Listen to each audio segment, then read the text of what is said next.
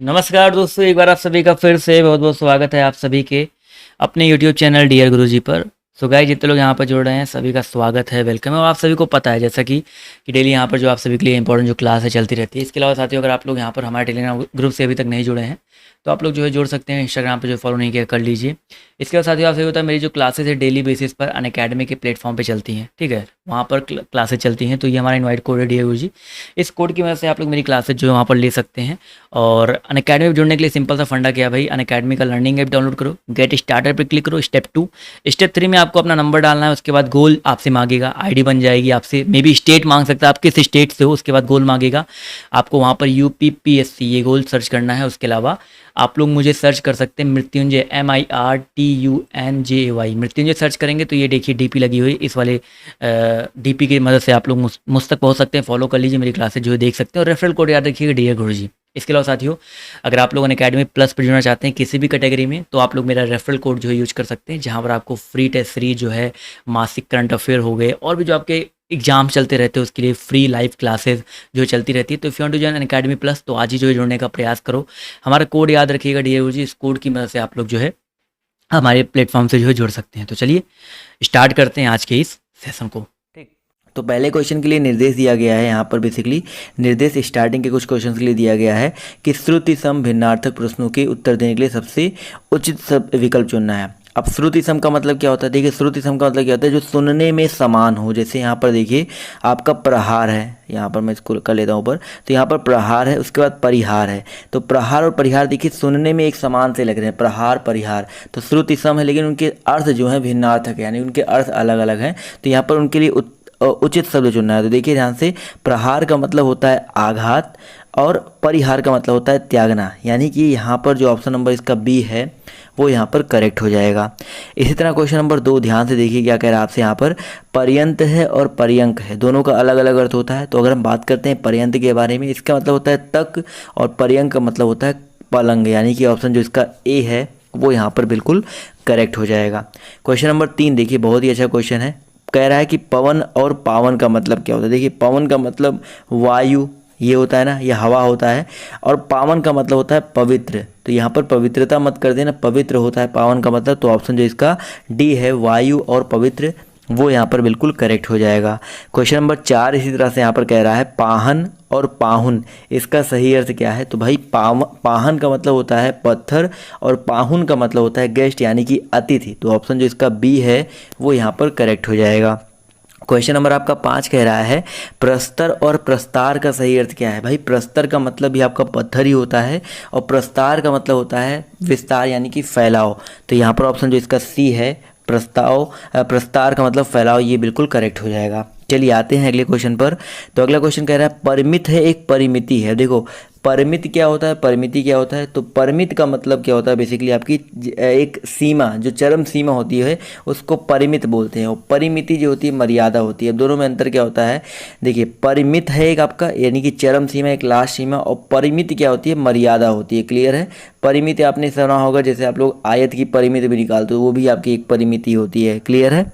चलिए आते हैं क्वेश्चन नंबर 7 की तरफ। तो आपसे यहाँ पर क्या कह रहा है कि प्रदीप और प्रतीप का सही अर्थ क्या है? तो प्रदीप मतलब दोस्तों आपका दीपक होता है, और प्रतीप मतलब होता है आपका उल्टा। तो बहुत ही इंपॉर्टेंट है। तो ऑप्शन जो इसका ए है वो यहाँ पर करेक्ट हो जाएगा। क्वेश्चन नंबर 8 यहाँ पर देखिए क्या कह रहा है पानी और पाड़ी, इसका सही अर्थ क्या है? देखिए, पानी अलग है, पानी अलग है। वो पानी वो वाला पानी नहीं है जो हरियाणवी में बोल देते हैं, पानी अलग है, पानी अलग है। तो पानी का मतलब होता है जल, और पाड़ी का मतलब होता है भाई हाथ। तो ऑप्शन जो इसका डी है वो यहाँ पर बिल्कुल करेक्ट हो जाएगा।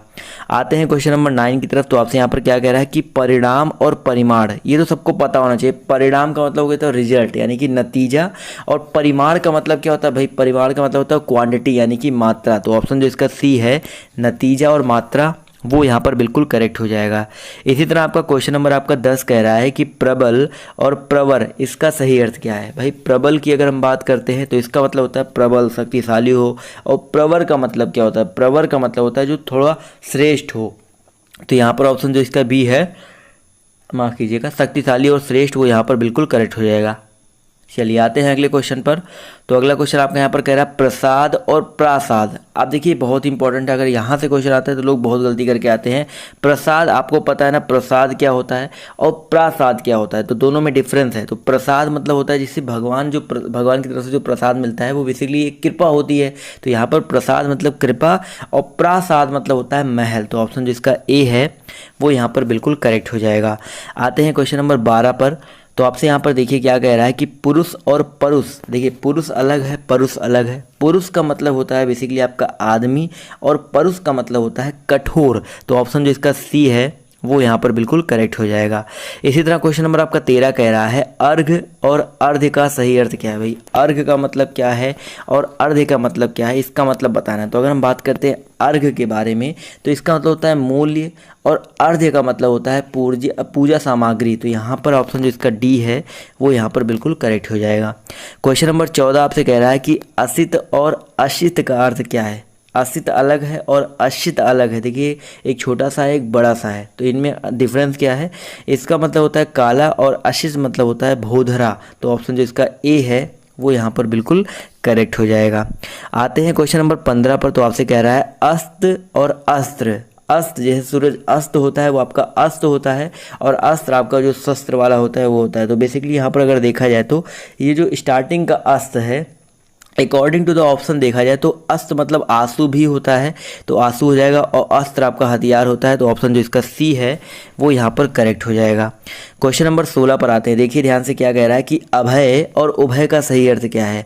अगर हम बात करें अभय के बारे में और बात करें उभय के बारे में तो यहाँ पर अभय का मतलब होता है निर्भय और उभय का मतलब होता है जो दोनों में होता है, यानी कि ऑप्शन जो इसका बी है निर्भय और दोनों, वो यहाँ पर बिल्कुल करेक्ट हो जाएगा। क्वेश्चन नंबर 17 पर आते हैं। देखिए ध्यान से क्या कह रहा है अमित और अमित का अर्थ क्या होता है। एक अमित है एक अमित है। तो अमित का मतलब होता है बेसिकली आपका बहुत, यानी कि आपके पास बहुत है, अमित है, अमित भंडार है। और अमित का मतलब होता है कि दुश्मन शत्रु। तो यहाँ पर ऑप्शन जो इसका डी है शत्रु और बहुत और शत्रु यहाँ पर बिल्कुल करेक्ट हो जाएगा। आते हैं क्वेश्चन नंबर 18 की तरफ। दोस्तों क्या कह रहा है ध्यान से देखिए अचर और अनुचर का सही अर्थ क्या है। अगर हम बात करें अचर के बारे में, अचर का मतलब होता है न चल पाने वाला, अचर यानी कि ना चलने वाला।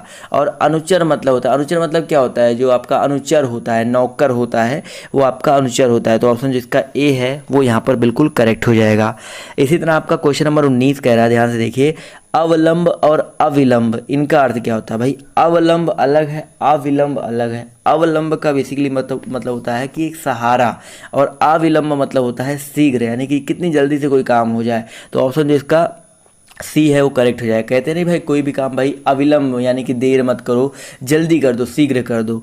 चलिए आते हैं क्वेश्चन नंबर 20 पर। तो अनिष्ट और अनिष्ट ये बहुत इंपॉर्टेंट है, कई बार आपसे पेपर में पूछा गया है। तो अनिष्ट और अनिष्ट की अगर हम बात करते हैं तो इनका जो अर्थ होता है, अनिष्ट मतलब होता है श्रद्धाहीन और अनिष्ट मतलब होता है हानि। तो ऑप्शन जो इसका बी है वो यहाँ पर करेक्ट हो जाएगा। 21 नंबर क्वेश्चन कह रहा है अश्व और अश्म का सही अर्थ क्या है। देखिए इसके बाहर आपको मे बी कोई क्वेश्चन देखने को मिले, बट यहाँ पर जो मैं आपको मोस्ट इंपॉर्टेंट 196 क्वेश्चन कराऊंगा, इससे बाहर आपको शायद ही क्वेश्चन मिलने वाला है। ध्वनि वर्ड विचार अभी आपको सब कुछ मिलेगा, तत्सम तद्भव मिलेगा और भी बहुत सारी चीज़ें यहाँ पर मिलने वाली है। तो यौगिक रूढ़ ये जितने भी शब्द होते हैं सब कुछ मिलेगा, तो ऐसा मत समझो सिर्फ यही है। तो जितने इंपॉर्टेंट सारे करवा रहा हूँ। तो यहाँ पर देखा जाए अश्व का मतलब क्या होता है सर, घोड़ा, और अश्म का मतलब क्या होता है, पत्थर। देखिए पत्थर के मतलब आपको बहुत मिल गए, पाहन मिल गए, प्रस्तर मिल गए, बहुत सारे ऐसे मिल गए। तो अश्म मतलब भी आपका क्या होता है, पत्थर होता है। तो याद रखिएगा। क्वेश्चन नंबर आपका 23 कह रहा है कि अम्बुज और अम्बुधि का सही अर्थ क्या है। भाई अम्बुज का मतलब क्या होता है और अम्बुधि का मतलब क्या होता है। अम्बुज का मतलब होता है कमल और अम्बुधि का मतलब होता है सागर। तो ऑप्शन जो इसका डी है, सी है, वो यहाँ पर बिल्कुल करेक्ट हो जाएगा। क्वेश्चन नंबर 24 पर आते हैं। तो अभिराम और अविराम इसका सही अर्थ क्या है। तो अभिराम का मतलब क्या होता है, अभिराम का मतलब होता है सुंदर और अविराम का मतलब होता है बिना रुके यानी कि लगातार। तो ऑप्शन जो इसका ए है वो यहाँ पर बिल्कुल करेक्ट हो जाएगा। जैसे कि आज मैं अविराम मतलब बिना रुके मैं आपको 196 जो क्वेश्चन है करवाऊंगा, बिना किसी कट एंड क्रॉप की कोशिश करूंगा। आते हैं क्वेश्चन नंबर 25 पर। तो अन्न और अन्य इसका सही अर्थ क्या है। तो भाई जो अन्न होता है उसका मतलब होता है अनाज, और जो अन्य होता है यानी कि उसका मतलब होता है दूसरा। तो ऑप्शन जो इसका बी है, अनाज और दूसरा, वो यहाँ पर बिल्कुल करेक्ट हो जाएगा। आते हैं क्वेश्चन नंबर 26 पर। तो आपसे क्या कह रहा है कि श्रवण और भ्रमण इसका सही अर्थ क्या है। भाई श्रवण का मतलब क्या होता है और भ्रमण का मतलब क्या होता है। श्रवण का मतलब होता है सुनना, श्रवण मतलब सुनना, और श्रमण मतलब होता है बौद्ध सन्यासी। बहुत ही इंपॉर्टेंट है। तो यहाँ पर ऑप्शन जो इसका बी है वो यहाँ पर करेक्ट हो जाएगा। क्वेश्चन नंबर आपका 27 कह रहा है हरि और हर इसका सही अर्थ क्या है। हरि का मतलब क्या है और हर का मतलब क्या है। तो हरि का मतलब होता है विष्णुदेव और हर का मतलब होता है हरे रंग की। तो बहुत ही इंपॉर्टेंट है। तो ऑप्शन जो इसका डी है वो यहाँ पर बिल्कुल करेक्ट हो जाएगा। समझ में आ रहा है ना सर। चलिए आते हैं क्वेश्चन नंबर 28 पर। तो शुल्क और शुल्क, देखिए शुल्क है एक शुक्ल है, ध्यान दीजिएगा, देखने में सुनने में एक जैसे लग रहे हैं बट अलग अलग है। तो शुल्क मतलब आपकी जो फीस लगती है, एग्जाम आप देते हो, आप लोग बहुत सारी जगह शुल्क लगती है, तो शुल्क होता है। और शुक्ल का मतलब क्या होता है सर। जो शुक्ल होता है उसका मतलब होता है उज्ज्वल। तो ऑप्शन जो इसका ए है वो यहाँ पर बिल्कुल करेक्ट हो जाएगा। शुक्ल पक्ष भी होता है, आपने सुना ही होगा। आते हैं क्वेश्चन नंबर 29 पर। तो आपसे क्या कह रहा है कि स्वजन और स्वजन, देखिए एक स्वजन है, श्वाजन है, तो इनका सही अर्थ क्या है। तो भाई जो आपका पहला वाला स्वजन आधा सा जिसमें लगा हुआ है उसका मतलब क्या होता है आत्मीय, और जो स्वजन होता है इसका मतलब होता है कुत्ता, यानी कि जो डॉग्स होते हैं। तो यहाँ पर ऑप्शन जो इसका सी है वो यहाँ पर बिल्कुल करेक्ट हो जाएगा। समझ में आ गया ना। आते हैं क्वेश्चन नंबर 30 पर। तो आपसे क्या कह रहा है स्वच्छ और श्वा इसका सही अर्थ क्या है। अगर हम बात करते हैं स्वच्छ के बारे में तो क्वेश्चन नंबर 30 में क्या हो जाएगा सर। स्वच्छ मतलब होता है साफ और स्वा मतलब होता है सुंदर आँख। तो अगर आपको किसी की आँख की बड़ाई करनी है तो आप बोल सकते हैं कि आपके पास श्वा है, यानी कि आपके पास सुंदर आँखें हैं। तो ऑप्शन जो इसका बी है वो यहाँ पर बिल्कुल करेक्ट हो जाएगा। क्वेश्चन नंबर आपका देखिए क्या कह रहा है 31 नंबर पर आते हैं सीधे। तो 31 नंबर क्वेश्चन कह रहा है आपसे यहाँ पर सकल और संकल इसका सही अर्थ क्या है। अगर शकल और संकल की बात करते हैं तो सकल मतलब होता है बेसिकली आपका होता है बीता काल, और संकल देखिए यहाँ पर, देखिए एक सकल, एक शकल और सकल दिया गया होता है वो अलग है, लेकिन सकल और संकल दिया गया है। तो यहाँ पर सकल का मतलब हो गया आपका बीता काल और संकल का मतलब होता है आपका आकार। तो यहाँ पर ऑप्शन जो इसका सी है वो यहाँ पर बिल्कुल करेक्ट हो जाएगा। क्लियर है सर। बहुत ही इंपॉर्टेंट है, इसको आपको गलत नहीं करना है। आते हैं अगले क्वेश्चन पर। तो अगला क्वेश्चन आपका यहाँ पर कह रहा है कि शारदा और शारदा इनमें क्या डिफरेंस है। तो शारदा जो है आपका उसका मतलब होता है सार भाग देन वाली, यानी कि आपका ऑप्शन जो इसका डी है सार भाग देने वाली। इसके अलावा जो आपकी शारदा होती है वो सरस्वती जी का नाम है। तो ऑप्शन जो इसका डी है वो यहाँ पर बिल्कुल करेक्ट हो जाएगा। 33 नंबर क्वेश्चन देखिए कह रहा है सती और शती इनका सही अर्थ क्या है। तो सती की अगर हम बात करते हैं तो सती का मतलब होता है क्या आपका देखा जाए तो सती, देखिए सती सावित्री आपने सुना होगा ना। तो सती का मतलब पतिव्रता, आपको पता है ना सती क्यों फेमस थी, तो पतिव्रता के लिए। तो यहाँ पर ऑप्शन जिसका बी है पतिव्रता, और शती का मतलब होता है सैकड़ा। तो ऑप्शन जिसका बी है वो यहाँ पर बिल्कुल करेक्ट हो जाएगा। क्लियर है दोस्तों। चलिए आते हैं अगले क्वेश्चन पर। तो क्वेश्चन नंबर आपका 34 कह रहा है स्वेद और श्वेत। तो स्वेद अलग है, श्वेत अलग है। तो इसका मतलब होता है स्वेद मतलब होता है आपका जो पसीना होता है, और श्वेत मतलब सफ़ेद होता है। तो ऑप्शन जो इसका सी है वो यहाँ पर बिल्कुल करेक्ट हो जाएगा। क्लियर है सर। चलिए आते हैं अगले क्वेश्चन की तरफ। तो अगला क्वेश्चन देखिए आपका यहाँ पर क्वेश्चन नंबर 35 कह रहा है कि सीसा और शीशा इनका अर्थ क्या होता है। अगर हम सीसा की बात करते हैं और शीशा की बात करते हैं तो भाई एक होता है धातु, एक होता है दर्पण। तो ऑप्शन जो इसका ए है धातु और दर्पण वो यहाँ पर बिल्कुल करेक्ट हो जाएगा। चलिए आते हैं क्वेश्चन नंबर 36 की तरफ। तो आपसे कह रहा है सीता और सीता, एक सीता है एक सीता है, तो इनका अर्थ क्या हो जाएगा। तो इस सीता का मतलब होता है चीनी और सीता का मतलब होता है माता जानकी। तो ऑप्शन जो इसका डी है वो यहाँ पर बिल्कुल करेक्ट हो जाएगा। क्वेश्चन नंबर आपका 37 कह रहा है एक सुधी है एक सुधी है। एक सुधी का मतलब क्या होता है और सुधी का मतलब क्या होता है, दोनों में डिफरेंस होता है। तो एक मतलब होता है सुधी यानी कि याद, और सुधी का मतलब होता है विद्वान। तो बहुत ही इंपॉर्टेंट है। तो ऑप्शन जो इसका एक ए जो है वो यहाँ पर बिल्कुल करेक्ट हो जाएगा, यानी कि आप सुधी करके सुधी बन सकते हो, यानी कि याद करके आप विद्वान बन सकते हो। आप अगर चाहो तो दूसरे लैंग्वेज में ऐसे किसी को बोल सकते हो, यानी कि अब जब क्या है ना कि हिंदी को भी आप अपने लैंग्वेज में थोड़ा सा यूज मिलाओ, ऐसे लोगों के साथ बात करो कि सुधी करके आप सुधी बन सकते हो। तो दूसरे बंदे को नहीं पता, लेकिन आपको तो पता है ना कि आप क्या बोल रहे हो। तो इससे क्या रहेगा कि वो चीज़ आपके दिमाग में रहेंगी। आपने किसी के साथ ये चीज़ मजाक किया था तो आपको वो चीज़ दिमाग में रहेगी। समझ में आ रहा है ना। इसी तरह आपका क्वेश्चन नंबर 38 कह रहा है सूक्ति और शुक्ति। सूक्ति है और शुक्ति है, इसका सही अर्थ क्या हो जाएगा। तो याद रखिएगा सूक्ति का मतलब होता है एक जो लोकोक्ति होता है, और शुक्ति मतलब होता है स्वच्छ। तो ऑप्शन जो इसका ए है वो यहाँ पर बिल्कुल करेक्ट हो जाएगा। चलिए आते हैं क्वेश्चन नंबर 39 पर तो आपसे यहाँ पर क्या कह रहा है कि सर्ग और स्वर्ग का सही अर्थ क्या है। तो सर्ग का मतलब क्या होता है, सबको पता है सर, सर्ग का मतलब होता है अध्याय। आपने पढ़ा होगा ना कि पहला सर्ग, दूसरा सर्ग, तीसरा सर्ग, तो अध्याय होता है। और स्वर्ग का मतलब होता है तीसरा लोक, यानी कि आप लोग 3 लोक होते हैं ना, स्वर्ग लोक, धरती लोक, पाताल लोक, अलग अलग लोक होते हैं। तो ऑप्शन जो इसका बी है वो यहाँ पर करेक्ट हो जाएगा। क्वेश्चन नंबर आपका 40 कह रहा है एक सम है एक शम है, तो इनका सही अर्थ बताना है। तो भैया जो एक सम होता है इसका मतलब होता है बराबर, और जो शम होता है उसका मतलब होता है संयम, यानी कि ऑप्शन जो इसका ए है वो यहाँ पर बिल्कुल करेक्ट हो जाएगा। यहाँ तक सभी को क्लियर हो गया ना। तो यार वीडियो को लाइक करते हुए चलो, अभी बहुत लंबा सफ़र तय करना है, तो अंत तक देखना है आपको वीडियो को। अगला क्वेश्चन आपका यहाँ पर क्या कह रहा है, सूत है और सुत है, इनका मतलब क्या होता है। तो एक आपका सूत है, तो सूत का मतलब होता है आपका सारथी, और शुत मतलब होता है पुत्र, यानी कि ऑप्शन जो इसका सी है वो यहाँ पर बिल्कुल करेक्ट हो जाएगा। चलिए आते हैं क्वेश्चन नंबर 42 की तरफ। 42 क्वेश्चन देखिए बहुत ही अच्छा है।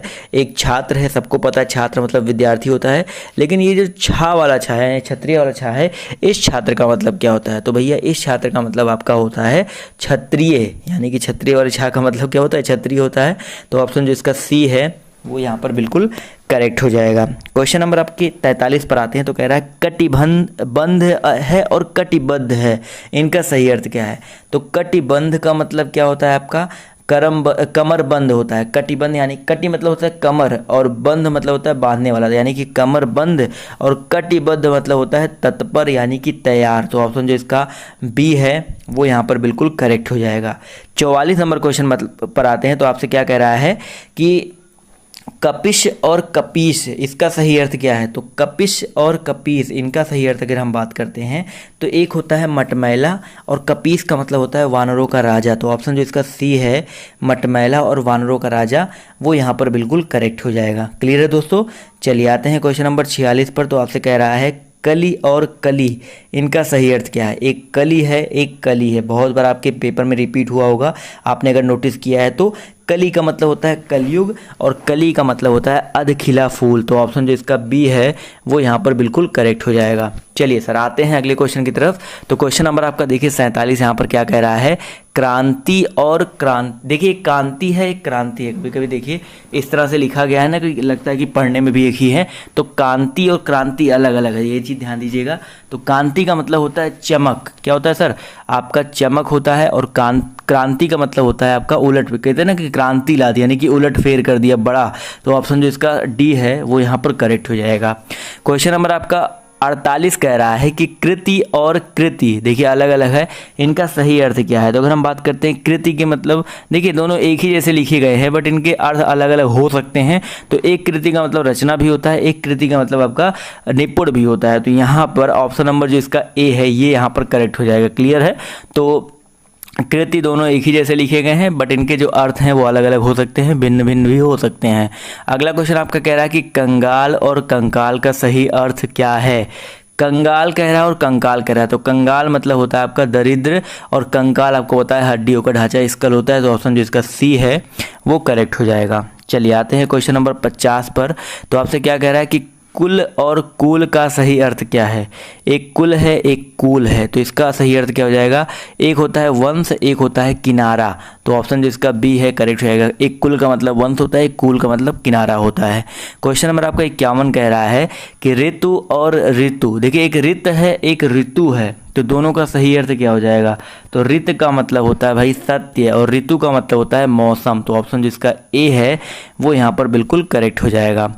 आएंगे क्वेश्चन नंबर अगले क्वेश्चन पर 52 पर। तो क्या कह रहा है उद्धत और उद्दत, देखिए उद्धत है और उद्दत है, इनका सही अर्थ क्या है। तो उद्धत मतलब होता है उदंड, और उद्दत मतलब होता है तैयार। जो ऑप्शन जो इसका डी है उदंड और तैयार, वो यहाँ पर बिल्कुल करेक्ट हो जाएगा। क्लियर है सर।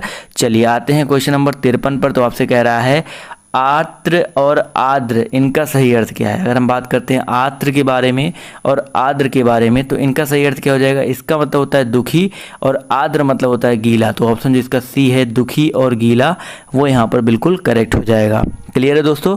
चलिए आते हैं क्वेश्चन नंबर 54 पर। तो आपसे कह रहा है आभरण और आमरण, इसका सही अर्थ क्या है। आभरण का मतलब क्या होता है सर आभूषण, और आमरण का मतलब क्या होता है मरण तक। तो ऑप्शन जो इसका बी है आभूषण और मरण तक, वो यहाँ पर बिल्कुल करेक्ट हो जाएगा। क्लियर है सर।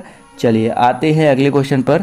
तो अगला क्वेश्चन देखिए आपसे यहाँ पर क्या कह रहा है कि आवास और आभास इनका सही अर्थ क्या है। देखिए एक आपका आवास है और एक आपका क्या है आभास है, तो इनका सही अर्थ क्या होता है। तो सबको पता है सर, अगर हम बात करते हैं आवास के बारे में तो उसका मतलब होता है क्या, जहाँ पर आप लोग रहते हो यानी कि घर मकान, और आभास मतलब होता है कि झलक, मतलब कि एक झलक मिल जाए। तो ऑप्शन जो इसका सी है वो यहाँ पर बिल्कुल करेक्ट हो जाएगा। क्लियर है। चलिए आते हैं अगले क्वेश्चन पर। तो अगला क्वेश्चन आपका यहाँ पर क्या कह रहा है कि नीर और नीड़ इनका सही अर्थ क्या है। नीर का मतलब क्या होता है भाई, नीर मतलब जल बेसिकली आपका होता है, और हम बात करते हैं नीड़ के बारे में। देखिए नीर मतलब जल और नीड़ जो होता है आपका वो घोंसला होता है। तो ऑप्शन जो इसका डी है वो यहाँ पर बिल्कुल करेक्ट हो जाएगा। क्लियर है। चलिए आते हैं क्वेश्चन नंबर 57 पर। तो आपसे कह रहा है कि नत और नित। देखिए नत का मतलब क्या है, नित का मतलब क्या है। तो नत का मतलब जो होता है वो झुका हुआ होता है और नित का मतलब होता है प्रतिदिन होता है। तो ऑप्शन जो इसका ए है झुका हुआ और प्रतिदिन, ये यहाँ पर बिल्कुल करेक्ट हो जाएगा। आते हैं क्वेश्चन नंबर 58 पर। तो आपसे क्या कह रहा है, देव और दैव इनका सही अर्थ क्या है। तो देव का मतलब क्या है और दैव का मतलब क्या है। देव मतलब होता है देवता और दैव मतलब होता है भाग्य। तो ऑप्शन जो इसका सी है वो यहाँ पर बिल्कुल करेक्ट हो जाएगा। क्लियर है। क्वेश्चन नंबर आपका देखिए 59 कह रहा है कि दीवा और दिया इनका सही अर्थ क्या है। देखिए दीवा है और दिया है, अगर इनके बारे में बात करते हैं तो दीवा मतलब होता है दिन और दिया मतलब होता है दीपक। तो ऑप्शन जो इसका ए है वो यहाँ पर बिल्कुल करेक्ट हो जाएगा। फिर से स्टेशन आ गया, ट्रेन आ गया परेशान करने। क्वेश्चन नंबर आपका 60 कह रहा है दशन और दंसन इनका सही अर्थ क्या है। भाई बहुत ही इंपॉर्टेंट है। तो दशन का मतलब होता है दांत और दंसन का मतलब होता है दांत से काटना। तो ऑप्शन जो इसका बी है वो यहाँ पर करेक्ट हो जाएगा। क्वेश्चन नंबर 61 कह रहा है दीप और द्वीप इनका सही अर्थ क्या है। तो दीप की अगर हम बात करते हैं तो इनका मतलब होता है दिया और द्वीप मतलब होता है टापू, यानी कि ऑप्शन जो इसका डी है वो यहाँ पर बिल्कुल करेक्ट हो जाएगा। क्वेश्चन नंबर इसी तरह 62 आपसे क्या कह रहा है, दारू दारू है एक दारू है। देखिए दारू और दारू इनका सही अर्थ क्या है आपको ये बताना है बेसिकली। तो भाई देखा जाए तो दोनों बिल्कुल एक ही है, लेकिन दारू मतलब लकड़ी भी होती है, दारू का पेड़ आपने सुना होगा, और दारू मतलब शराब भी होती है। तो ऑप्शन जिसका ए है वो यहाँ पर बिल्कुल करेक्ट हो जाएगा। क्लियर है सर। चलिए आते हैं क्वेश्चन नंबर 37 पर 63 पर। तो आपसे क्या कह रहा है कि दूत और धूत का सही अर्थ क्या है। देखिए दूत मतलब आपको पता है ना, दूत मतलब राजदूत भी हो सकता है या आपका प्रतिनिधि भी मान सकते हैं, बट यहाँ पर प्रतिनिधि ज़्यादा करेक्ट होगा। तो दूत मतलब प्रतिनिधि और जो धूत होता है उसका मतलब होता है जुआ। तो ऑप्शन जो इसका सी है वो यहाँ पर बिल्कुल करेक्ट हो जाएगा। चलिए आते हैं क्वेश्चन नंबर 64 पर। तो आपसे क्या कह रहा है कि तनु और तनु का सही अर्थ क्या है। तनु की बात करते हैं और तनु की बात करते हैं तो भैया तनु का मतलब क्या होता है। अगर हम बात करते हैं तनु के बारे में तो इसका मतलब होता है दुबला, और तनु का मतलब होता है पुत्र। तरिन तनुजा, तनुजा पढ़ा है ना। तो ऑप्शन जो इसका बी है वो यहाँ पर बिल्कुल करेक्ट हो जाएगा। क्वेश्चन नंबर आपका 65 कह रहा है प्रतिहार और प्रत्याहार। देखिए प्रतिहार का मतलब स्टार्टिंग में भी मैंने आपको बताया था, अब बताना है प्रत्याहार का मतलब। तो प्रतिहार का मतलब होता है द्वारपाल। प्रतिहार का मतलब क्या होता है, द्वारपाल भी होता है, और प्रत्याहार का मतलब होता है निवारण। तो ऑप्शन जो इसका सी है वो यहाँ पर करेक्ट हो जाएगा। 65 के बाद 66 नंबर क्वेश्चन क्या रहा है कि बाण और बाण इसका सही अर्थ क्या है। तो अगर हम बात करते हैं बाण के बारे में और बात करते हैं बाण के बारे में, तो बाण का मतलब होता है आदत और बाण मतलब होता है तीर। तो ऑप्शन जो इसका ए है वो यहाँ पर बिल्कुल करेक्ट हो जाएगा। क्वेश्चन नंबर आपका 67 कह रहा है बद्ध और वृद्ध इनका सही अर्थ क्या है। तो बद्ध का मतलब क्या होता है सर, बंधा हुआ, और वृद्ध मतलब होता है बूढ़ा। तो ऑप्शन जो इसका सी है बंधा हुआ बूढ़ा। तो अगर आपसे कोई बोले बद्ध वृद्ध तो बंधा हुआ बूढ़ा उसका मतलब होता है। क्वेश्चन नंबर आपका 68 कह रहा है बहू और बहू इसका सही अर्थ क्या है। तो बहू का मतलब क्या होता है भैया आपका बहुत, और बहू का मतलब होता है वर वधु। जो वधु, वर और वधु में जो वधु होता है वो वधु होता है। तो ऑप्शन जो इसका डी है वो करेक्ट हो जाएगा। अगला मोस्ट इंपॉर्टेंट है बात और वात इनका सही अर्थ क्या है। तो अगर हम बात करते हैं बात के बारे में, बात करते हैं बात के बारे में, तो बात का मतलब क्या होता है आपका वचन, और वात का मतलब होता है हवा। तो ऑप्शन जो इसका बी है वो यहाँ पर बिल्कुल करेक्ट हो जाएगा। अगले क्वेश्चन पर आते हैं। तो अगला क्वेश्चन कह रहा है वारिस है एक बारिश है। तो वारिस क्या होता है और बारिश क्या होता है। तो भैया वारिस यानी कि वर्षा वाला, बारिश। देखो छोटा ई लगा है तो वर्षा वाला बारिश, और बारिश का मतलब क्या होता है, समुद्र। तो बहुत ही इंपॉर्टेंट है, तो ऑप्शन जो इसका ए है वो यहाँ पर बिल्कुल करेक्ट हो जाएगा। क्लियर है सर? चलिए क्लियर है तो आते हैं अगले क्वेश्चन पर। तो अगला क्वेश्चन देखिए आपसे यहाँ पर क्या कह रहा है कि वंदी और बंदी का सही अर्थ क्या है। अगर हम बात करते हैं वंदी के बारे में और बात करते हैं बंदी के बारे में, तो वंदी का मतलब क्या होता है, बेसिकली आपका बहाट, और बंदी का मतलब होता है कैदी। तो बहाट और कैदी, तो ऑप्शन जो इसका सी है वो यहाँ पर बिल्कुल करेक्ट हो जाएगा। क्लियर है सर? चलिए आते हैं अगले क्वेश्चन की तरफ। तो अगला क्वेश्चन आपका यहाँ पर कह रहा है कि बहन और वहन, इनका सही अर्थ क्या है। तो अगर हम बात करते हैं बहन, यानी कि सिस्टर वाला बहन होता है, लेकिन यहाँ पर बहन अलग, यहाँ पर इसका कुछ अर्थ होगा। तो यहाँ पर देखा जाए तो बहन का मतलब सब में एक ही दिया गया, बहन बहन बहन, तो बहन का मतलब बहन ही होगा, कुछ अलग क्यों होगा। और वहन का मतलब क्या होता है, वहन मतलब होता है क्या, वहन करना। आपने सुना है ना, वहन करना। तो यहाँ पर क्या हो जाएगा आपका ढोना। तो ऑप्शन जो इसका डी है वो यहाँ पर बिल्कुल करेक्ट हो जाएगा। क्लियर है सर? चलिए आते हैं अगले क्वेश्चन पर। तो अगला क्वेश्चन कह रहा है कि वास और बास, इसका सही अर्थ क्या है। अगर हम बात करते हैं भाई वास के बारे में, तो वास अलग है, बास अलग है। तो वास का मतलब होता है जहाँ पर हम लोग निवास करते हैं, और बास का मतलब होता है भाई कहते हैं नहीं बास मार रहे हो तो गंध मार रहे हो। तो ऑप्शन जिसका डी है वो करेक्ट हो जाएगा। क्लियर है? आते हैं अगले क्वेश्चन पर। कह रहा है कि बलि और बलि का सही अर्थ क्या है। अगर हम बलि की बात करते हैं और बलि के बारे में बात करते हैं, तो बलि मतलब होता है बलिदान, और बलि का मतलब होता है शक्तिशाली। तो ऑप्शन जो इसका सी ए है वो यहाँ पर करेक्ट हो जाएगा। आते हैं क्वेश्चन नंबर 75 पर। तो आपसे क्या कह रहा है, ध्यान से देखिए कि शब्द क्या है। भैया शब्द क्या होता है, एक या एक से अधिक सार्थक वर्ण समूह होता है। तो ऑप्शन जो इसका बी है वो यहाँ पर बिल्कुल करेक्ट हो जाएगा, एक या एक से अधिक सार्थक वर्ण समूह। क्लियर है? चलिए आते हैं क्वेश्चन नंबर 76 पर। तो आपसे कह रहा है योग रूढ़ शब्द क्या है। अब देखिए अभी तक हमने बहुत सारी चीज़ों के बारे में पढ़ा, अब उसके आगे थोड़ा वर्ण है। तो यहाँ पर योग रूढ़ शब्द पूछ रहा है क्या होता है।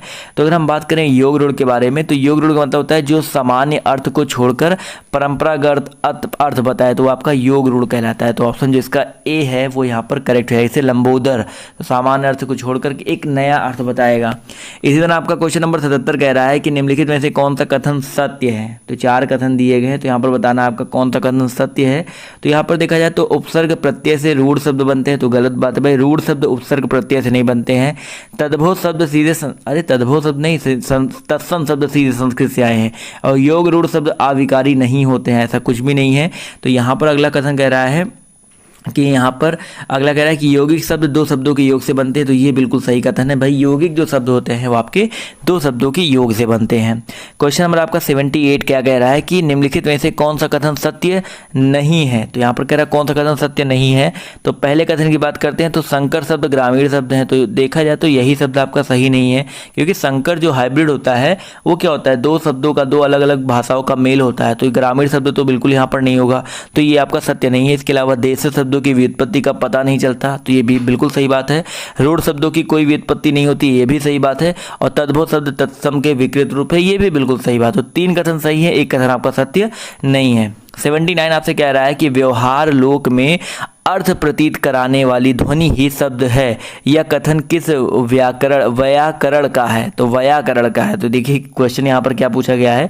तो यहाँ पर देखा जाए तो व्यवहार लोक में अर्थ प्रतीति कराने वाली ध्वनि ही है। तो ये बेसिकली आपका व्याकरण में है, या आपका पतंजलि में है। तो ऑप्शन जो इसका कौन सा है सर, डी वाला ऑप्शन जो है वो यहाँ पर बिल्कुल करेक्ट हो जाएगा। क्लियर है दोस्तों? चलिए आते हैं अगले क्वेश्चन की तरफ।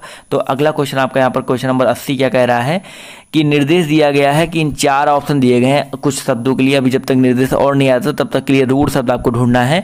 तो देखिए इसमें क्या रूढ़ शब्द हो जाएगा। तो भैया रूढ़ शब्द सब पहले आपको पता होना चाहिए, रूढ़ शब्द क्या होते हैं। क्लियर है कि किसी को पता है कि नहीं पता है? कम से कम आपको जब तक रूढ़ शब्द पता नहीं होगा तब तक आप लोग कैसे किसी चीज़ को आप लोग बता पाओगे। तो देखिए रूढ़ शब्द होते हैं, योग रूढ़ शब्द होते हैं, यौगिक शब्द होते हैं, अलग अलग होते हैं। रूढ़ शब्द जो होते हैं वो क्या कहलाते हैं कि जिन शब्दों के सार्थक खंड ना हो उन्हें रूढ़ शब्द कहते हैं। जैसे आपके घर का कोई सार्थक खंड है, नहीं है। घोड़ा, दिन, कान, ये इनके सार्थक खंड नहीं है, तो आपका ये रूढ़ हो जाएगा।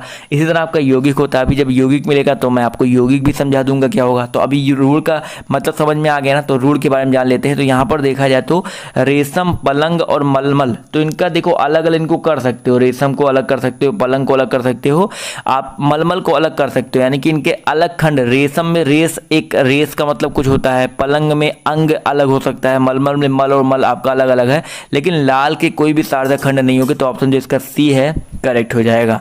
इसी तरह आपका क्वेश्चन नंबर 81 में देखो, हल्दी, फुलवारी, सरोवर और काला, तो आप लोग देख के ही बता सकते हो। सर 81 में आपका ऑप्शन नंबर जो इसका डी है काला, ये यहाँ पर बिल्कुल करेक्ट हो जाएगा। जल्दी जल्दी करेंगे इसको, क्योंकि यहाँ पर आपको ज़्यादा दिमाग नहीं लगाना है।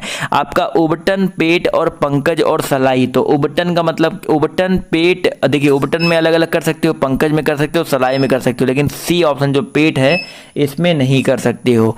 इसी तरह आपका क्वेश्चन नंबर 83 में क्या कह रहा है कि तद्भव शब्द चुनना है। तद्भव शब्द पता है ना क्या होता है, जो आपका तत्सम से आते हैं, तत्सम से विकृत होकर बनते हैं तद्भव शब्द। तो 83 में देखिए क्या हो जाएगा आपका, सरद है, क्रूर है, गिरड़ा है, ये आपके तत्सम है, लेकिन यहाँ पर लुहार जो है आपका तद्भव हो जाएगा। इसी तरह हम 84 में देख लेते हैं, पगड़ी, फाल्गुन, सियार और ठुमरी, तो पढ़ के बता सकते हो कि जो सियार है वो आपका क्या है, आपका एक तद्भव शब्द है।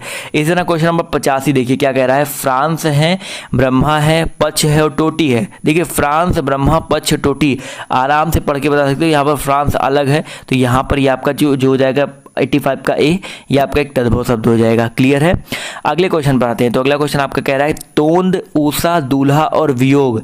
तोंद है, ऊषा है, दूल्हा है और वियोग है, तो यहाँ पर क्या हो जाएगा, ये आपका जो दूल्हा है ये आपका एक तद्भव शब्द हो जाएगा। क्लियर है। इसी तरह 87 नंबर क्वेश्चन में क्या कह रहा है, योग, जीवन और क्रोध है और आपका मीठा है, तो यहाँ पर अगर देखा जाए तो मीठा जो है बेसिकली बिल्कुल सही है, मीठा जो है आपका एक तद्भव शब्द हो जाएगा।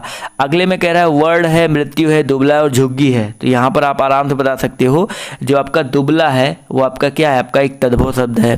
इसी तरह 89 नंबर क्वेश्चन है, सुनार, हेमंत, तेंदुआ और पूर्व, इसमें बता सकते हो सर सभी लोग, तो यहाँ पर क्या हो जाएगा, सुनार, बिल्कुल सही सर, तो सुनार जो है आपका एक तद्भव शब्द है। अगला क्वेश्चन देखिए क्या कह रहा है कि संतरा किस भाषा का शब्द है। संतरा सुना है सबने, संतरा देखा भी होगा, खाया भी होगा, तो संतरा जो है आपका ना तो जापानी है ना तो तुर्की है, ये आपका पुर्तगाली से लिया गया है। बहुत इंपॉर्टेंट है, याद रखिएगा। आते हैं अगले क्वेश्चन पर। तो अगला क्वेश्चन आपका यहाँ पर क्या कह रहा है, ध्यान से देखिए कि गोदाम किस भाषा का शब्द है। गोदाम, गोडाउन आपने सुना होगा, उसी से गोदाम बना है, तो गोदाम भी आपका पुर्तगाली ही भाषा का शब्द है, तो ऑप्शन जो इसका बी है वो करेक्ट हो जाएगा। क्लियर है। 92 नंबर क्वेश्चन पर आते हैं। तो क्या कह रहा है कि अस्पताल किस भाषा का शब्द है। देखिए यहाँ से क्वेश्चन बहुत बनते हैं, तो अस्पताल की बात कर लेते हैं। तो अस्पताल जो है बेसिकली वो आपका अंग्रेजी भाषा का शब्द है। हॉस्पिटल, अस्पताल भी आपका अंग्रेजी भाषा का शब्द है, तो बहुत इंपॉर्टेंट है, याद रखिएगा। आते हैं 93 नंबर पर। तो बहादुर किस भाषा का शब्द है। जो बहादुर है वो आपका एक तुर्की भाषा का शब्द है। किस भाषा का सर, तुर्की भाषा का शब्द है। इसी तरह आपका क्वेश्चन आपका आमदनी किस भाषा का शब्द है। अगर हम बात करते हैं आमदनी के बारे में, तो आमदनी जो है आपका एक फारसी भाषा का शब्द है। किस भाषा का सर, फारसी भाषा का शब्द है, तो ऑप्शन जो इसका बी है वो यहाँ पर बिल्कुल करेक्ट हो जाएगा। क्वेश्चन नंबर आपका 95 देखिए क्या कह रहा है कि कबूतर किस भाषा का शब्द है। कबूतर की अगर हम बात कर लेते हैं तो याद रखिएगा ये आपका फारसी भाषा का शब्द है। किस भाषा का सर, फारसी भाषा का शब्द है। क्वेश्चन नंबर आपका 96 कह रहा है मुकदमा किस भाषा का शब्द है। मुकदमा की अगर हम बात कर लेते हैं तो मुकदमा जो है बेसिकली आपका अरबी भाषा का शब्द है। किस भाषा का सर, अरबी भाषा का शब्द है, तो ऑप्शन जो इसका बी है वो करेक्ट है। देखो इसको आपको याद करना होगा, बिना याद किए नहीं होगा। कुछ इंपॉर्टेंट जो है यहाँ पर मैं करवा दे रहा हूँ, तो ये आपके लिए इंपॉर्टेंट भी हो सकते हैं, इनको टिक करते हुए चलिएगा। 97 कह रहा है भाई रेल किस भाषा का शब्द है। रेल जो है आपका, ये तो आपको पता है RAIL अंग्रेजी भाषा का ही शब्द है, तो ऑप्शन जो इसका ए है करेक्ट हो जाएगा। 98 कह रहा है कि लफंगा जो है वो किस भाषा का शब्द है। लफंगा की अगर हम बात करते हैं तो आपका पुर्तगाली भाषा का शब्द है। कैसा भाई, पुर्तगाली, तो ऑप्शन जो इसका डी है वो करेक्ट हो जाएगा। इसी तरह आपका कूपन जो है वो किस भाषा का शब्द है। तो कूपन आपका एक फ्रेंच शब्द है, तो ऑप्शन जो इसका बी है फ्रेंच, वो यहाँ पर बिल्कुल करेक्ट हो जाएगा। क्वेश्चन नंबर आपका 100 देखिए ध्यान से क्या कह रहा है कि गिरहकट शब्द क्या है। गिरहकट जो शब्द है बेसिकली आपका संकर शब्द है, दो अलग अलग भाषाओं से मिलकर बना हुआ है गिरहकट, तो ऑप्शन जो इसका डी है संकर, वो यहाँ पर बिल्कुल करेक्ट हो जाएगा। इसी तरह आपका क्वेश्चन नंबर 101 कह रहा है भाई ऊट पटांग शब्द क्या है। अगर हम बात करते हैं ऊट पटांग के बारे में तो इसका मतलब है ये आपका एक देशज शब्द है, देशज निकला हुआ, इसकी व्युत्पत्ति का पता नहीं है, बोलते नहीं ऊट पटांग बोल दिया, तो ऑप्शन जो इसका सी है वो करेक्ट हो जाएगा। क्वेश्चन नंबर आपका 102 कह रहा है कि कायल शब्द क्या है। तो कायल ना तो यौगिक है, ना तो रूढ़ है, ना तो तत्सम है, ये आपका एक तद्भव शब्द है, तो ऑप्शन जो इसका बी है वो यहाँ पर बिल्कुल करेक्ट हो जाएगा। क्वेश्चन नंबर 103 पर आते हैं, ध्यान से देखिए क्या कह रहा है आपसे यहाँ पर कि पंकज शब्द क्या है। पंकज भाई क्या है शब्द, तो पंकज जो शब्द है वो आपका एक योग रूढ़ शब्द है। कैसा शब्द है सर, योग रूढ़ शब्द। देखिए रूढ़ शब्द मैंने आपको बताया, अब योग रूढ़ और यौगिक भी जान लेते हैं, तो पहले योग रूढ़ जान लेते हैं। तो योग रूढ़ शब्द वे शब्द होते हैं भैया जो अपने सामान्य अर्थ को छोड़ करके किसी विशेष अर्थ को बताने लगते हैं, उन्हें योग रूढ़ कहते हैं। जैसे पंकज हो गया, पंकज देखिए आपको पता है ना कि पंकज का अर्थ कुछ अलग हो जाता है। इसी तरह जलज हो गया, जलज हो गया, और क्या हो जाता है चक्रपाणी, लंबोदर, दशरथ, बहुत सारे ऐसे होते हैं। क्लियर है सर। चलिए आते हैं क्वेश्चन नंबर 104 पर। तो पुरोहित शब्द क्या है, पुरोहित शब्द के बारे में बात करते हैं। तो ये आपका क्या है, एक तत्सम शब्द है, तो ऑप्शन जो इसका सी है वो यहाँ पर बिल्कुल करेक्ट हो जाएगा। क्लियर है सर। देखिए बैटरी भी खत्म हो रही है, कोई बात नहीं, चार्ज पे लगा लेते हैं। क्वेश्चन नंबर आपका 105 पर आते हैं। तो 105 में देखिए कह रहा है एक कुछ निर्देश दिए गए हैं, यहाँ पर आपको क्या करना है, संकर शब्द ढूंढना है, यानी कि इन चारों ऑप्शनों में संकर शब्द आपको ढूंढना है। तो छज्जा है, मुर्दाघर है, शैया है और दीवार है, तो बहुत ही अच्छा क्वेश्चन है। तो याद रखिएगा यहाँ पर जो आपका मुर्दाघर है, मुर्दाघर बेसिकली आपका दो अलग अलग भाषाओं से मिलके बना है, तो ये आपका क्या हो जाएगा, करेक्ट हो जाएगा। क्लियर है। इसी तरह क्वेश्चन नंबर 106 क्या कह रहा है कि रिक्शा और किस्मत, रेल यात्री और आपका चाय। तो आप लोग पढ़ के ही बता सकते हो, यहाँ पर जो रेल यात्री है भैया, जो आपका ऑप्शन नंबर सी है रेल यात्री, वो आपका क्या है, आपका एक प्रकार से एक संकर शब्द है। इसी तरह आते हैं क्वेश्चन नंबर 107 पर। तो आपसे यहाँ पर क्या कह रहा है कि रिक्शा, प्लेटफॉर्म, टिकट घर और प्लेटफॉर्म, फिर से देखिए प्लेटफॉर्म दो बार दे दिया तो ये तो कट ही गया, बट टिकट घर की अगर हम बात कर लें, देखिए ध्यान से, टिकट घर और रिक्शा, तो यहाँ पर संकर शब्द ढूंढना है, तो टिकट घर यहाँ पर ऑप्शन जो इसका सी है वो करेक्ट हो जाएगा। आते हैं क्वेश्चन नंबर 108 पर। तो आपसे यहाँ पर क्या कह रहा है कि कहवा, कारतूस, आलमारी और गिरहकट। तो गिरहकट अभी मैंने आपको बताया था ये आपका एक संकर शब्द है, तो ऑप्शन जो इसका डी है वो यहाँ पर बिल्कुल करेक्ट हो जाएगा। अगला क्वेश्चन आपका क्या कह रहा है कि श्रृंगाल, लियाकत, तजुर्बा और बम वर्षा। तो इसमें अगर देखा जाए तो आपका जो बम वर्षा है, देखिए बम अलग है, वर्षा अलग है, तो आपका ऑप्शन जो इसका सी है वो यहाँ पर बिल्कुल करेक्ट हो जाएगा। अब देशज शब्द चुनना है, कुछ ऑप्शन कुछ आपके क्वेश्चन है। तो लोटा, किश्ती और बहन भाई, तो यहाँ पर आप आराम से बता सकते हो जो लोटा है वो आपका क्या है, एक देशज शब्द है। अगला देखिए क्या है, सोहाग। देखिए पहला क्वेश्चन पढ़ के ही पता चल जा रहा है, सोहाग है, और एक आपका बीज है, जगमग है और लश्कर है। तो यहाँ पर अगर देखा जाए तो सोहाग यहाँ पर लग रहा है और जगमग में थोड़ा सा कन्फ्यूजन है, बट यहाँ पर आई होप जगमग भी हो सकता है क्योंकि आपका देशज शब्द कह रहा है, तो यहाँ पर ऑप्शन सी जो है ज़्यादा करेक्ट होगा। तो ऑप्शन सी, क्योंकि सोहाग का कुछ अर्थ हो सकता है, दिमाग में नहीं आ रहा है, तो अगर मैं आपको कमेंट करके बता दूंगा या डिस्क्रिप्शन दे दूंगा अगर इसका कुछ भी अर्थ दिमाग में आता है। तो यहाँ पर ऑप्शन जो इसका सी है वो करेक्ट लग रहा है मुझे। आते हैं क्वेश्चन नंबर 112 पर। तो यहाँ पर किसमिस, बाबा, गाड़ी और नमूना। तो यहाँ पर अगर देखा जाए तो आपका जो बाबा है ये आपका एक देशज शब्द से निकला शब्द है, तो ऑप्शन जो इसका बी है वो यहाँ पर बिल्कुल करेक्ट हो जाएगा। इसी तरह आपका क्वेश्चन नंबर 13 कह रहा है कि गैस, कुश्ती, औलाद, डील डील। तो डील डील जो है आपका ये आपका एक देशज शब्द से निकला हुआ शब्द है, तो ऑप्शन जो इसका बी है वो यहाँ पर करेक्ट हो जाएगा। चलिए आते हैं, देखिए कुछ ऐसे देशज शब्द होते हैं जिनका आपको अर्थ खुद ही नहीं पता होता क्योंकि वो आपके एक क्षेत्र में बोली जाती है। जैसे आप लोग लोटा बोलते हो, पगड़ी बोलते हो, कहीं कुछ और बोला जाता है, कहीं साफा बोला जाता है, सब अलग अलग बोलते हैं। चलिए आते हैं क्वेश्चन नंबर 114 पर। तो आपसे यहाँ पर क्या कह रहा है, जादू, सरसर, हवा, जहर। तो यहाँ पर भी पढ़ के आप बता सकते हो सरसर, कहते हैं ना भैया हवा सरसर सरसर करती चल रही है, तो ऑप्शन जो इसका सी है वो आपका एक देशज शब्द है। अगले में आपको कुछ शब्द दिए गए हैं, आपको तत्सम चुनना है, तो तद्भव चुन लिया, देशज हो गया, संकर हो गया। अब तत्सम भी देख लेते हैं।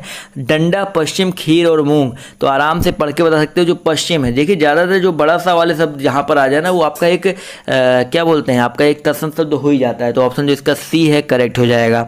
116 नंबर क्वेश्चन कह रहा है पगड़ी, अरण्य, फुनंग और चतुर।